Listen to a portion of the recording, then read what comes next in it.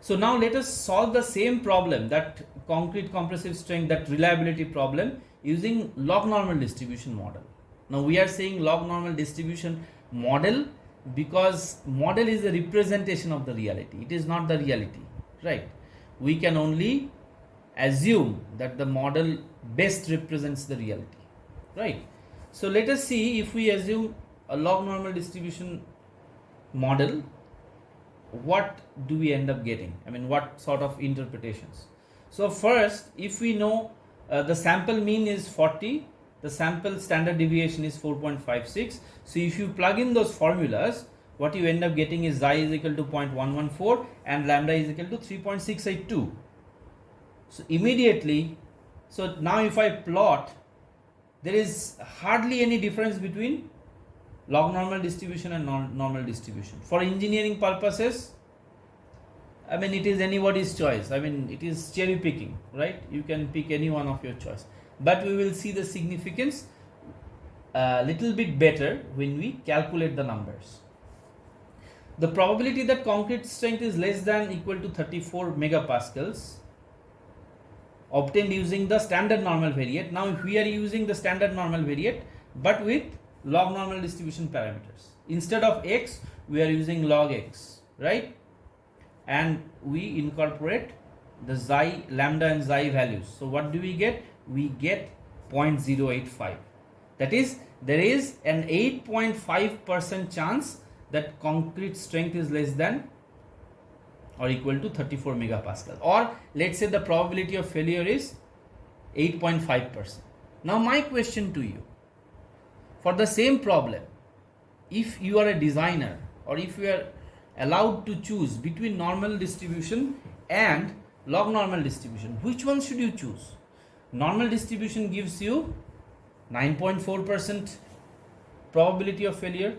If you remember, what did it give you? It gave you 9.4%. Normal distribution gives 9.4%. Log normal distribution gives you 8.5%. So it gives you a lesser probability of failure, right? So you will be tempted to choose log normal distribution because it gives you a lesser probability of failure. But which one is more conservative? Like, if you think of conservatism from the conservatism point of view, you should choose that random variable which caters to more probability of failure. Then you will be on the safer side. You can account for that difference, 9.4 minus 8.5, that is 0.9% difference in probability of failure. That can be accounted better if you choose normal distribution. That is, you become 0.9% or almost, let's say, 1% safer in your design if you choose normal distribution and not log normal distribution. Do you understand the subtle nuance here? It gives lesser probability of failure, but it is also less conservative. It means in terms of conservatism, it is less conservative. Normal distribution gives a higher probability of failure, but as a designer, you should stick to higher probabilities of failure because then you can cater for more, at least 1% better failure probability or more failure probability. Now the next comes the exponential distribution. As you can see, the previous two distributions, the normal and log normal distributions, they had two parameters in them. For normal distribution it was mu and sigma. For log normal distribution it was xi and lambda. But here for exponential distribution we have one parameter, right, which is lambda, and lambda is the scale parameter. So as we can see, it almost looks like that exponential decay type of curve, but we have plotted, you can use MATLAB to plot this, very easy for you. Now let us solve. Now what will be the CDF? If this is the PDF, probability density function, the CDF can be given by 1 minus e to the power minus lambda x. You can prove this, or if you don't want to waste time, this is a standard result and don't waste your time over it, right? So lambda is simply the scale parameter. So how do we find out lambda? Lambda is quite simply the reciprocal of the sample average. Now how to know that? So what you have to do is, you have to find out the mean. if you find out the mean of mean meaning the mathematical expectation, you will see that its mean is 1 by lambda. Its mean is 1 by lambda. So if you assume the sample mean to be equal to the population mean.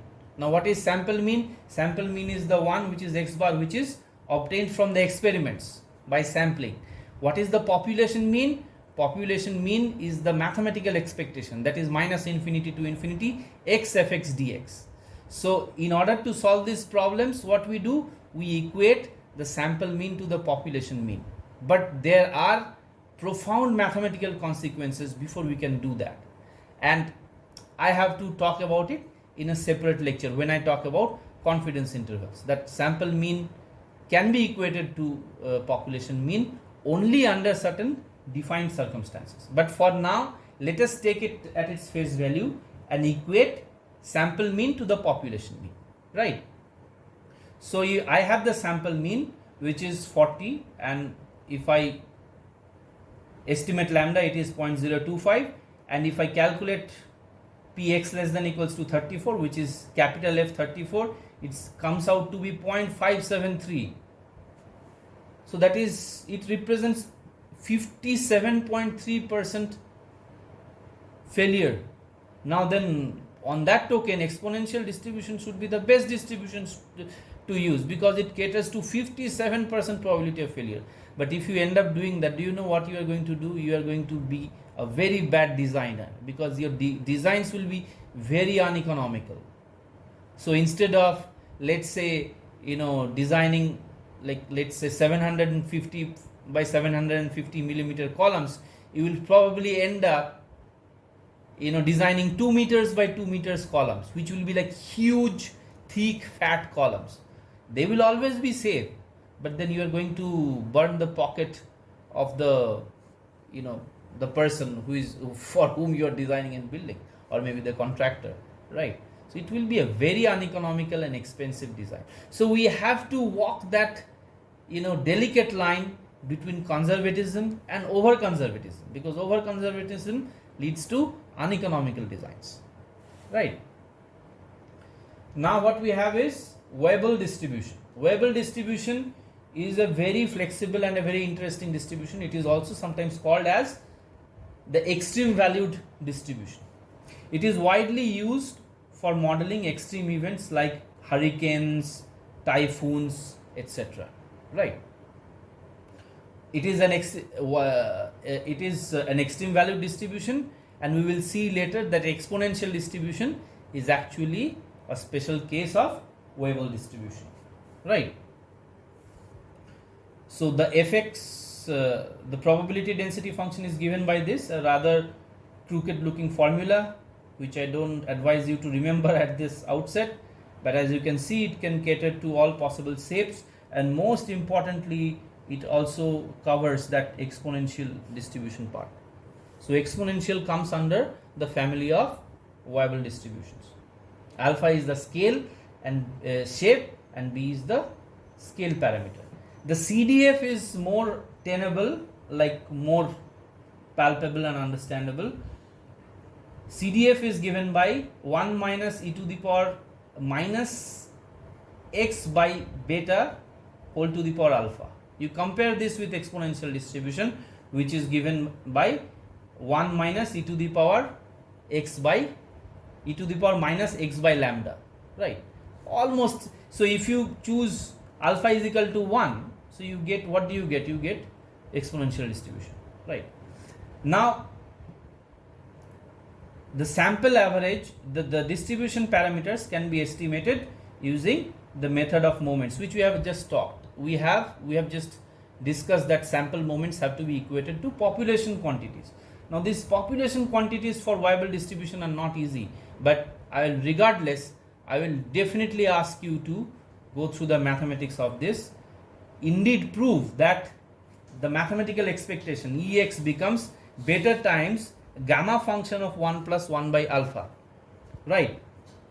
And the standard deviation is, which is basically the variance, which is basically that is minus infinity to infinity x minus mu whole square, integral of x minus mu whole square fx dx, that is indeed, you know, the square of this beta square into gamma 1 plus 2 by alpha. This is standard deviation, so its variance will be the square of it, right?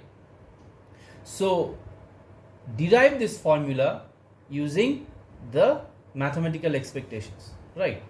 So once we have these two quantities derived, what we do is we equate sample mean and sample average to sample mean and sample standard deviations to the population quantities. So again, if we revisit the same problem, now we are faced with another problem, a multi-layered problem. Why? Because sample mean is 40, sample standard deviation is 4.56, but that doesn't do our job. We have to calculate beta and alpha, because if we calculate beta and alpha, then only we can plug it in this expression, 1 minus e to the power minus x by alpha to the power beta, or x by beta to the power alpha, whatever. I keep forgetting the formula, not a problem, but you need to plug in beta and alpha here, right? You already know x, you need to plug in beta and alpha. So in order to do that, you have to first estimate beta and alpha from these two nonlinear equations. And how are you going to do that? Either you can use the goal 6 solver in Excel. Sorry, I don't know much about Microsoft Excel, but I definitely know how to do it in MATLAB. And this is one task.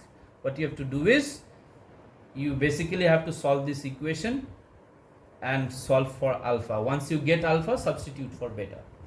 So use MATLAB and solve this assignment, you know, and give me the answers by, let's say, within a week, right?